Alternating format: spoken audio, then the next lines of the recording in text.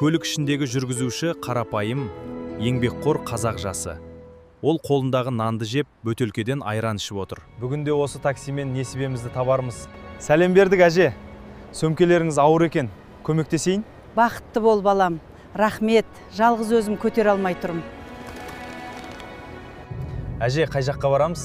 Балам, ауылға барам. Базардан азық-түлік алып келдім. Қазір жастардың бәрі асығыс. Осындай Үлкенде көмектесу біздің парызымыз, әже.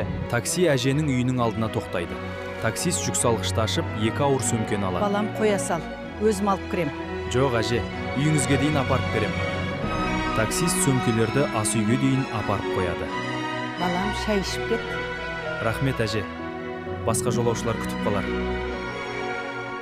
Әже қолын жайып ақ батасын береді. Алла разы болсын, балам. Жолың ашық болсын, нәсібің мол болсын, ата-анаңның қуанышы бол, еліңе адал қызмет ет. Әумин, рахмет. Әже аула алдында тұрды yard. Сондай азаматтар көп болсын. Такси жүргізушісі күлімсіреп, қолын бұлғады. Көлік орнынан қозғалып жүріп кетті. Көлігінде тамақтанып, көлігінде қонып жүрген такси жүргізушілер бар. Солардың құрметіне арналды. Тіркеліп, лайк басып қолдаңыздар.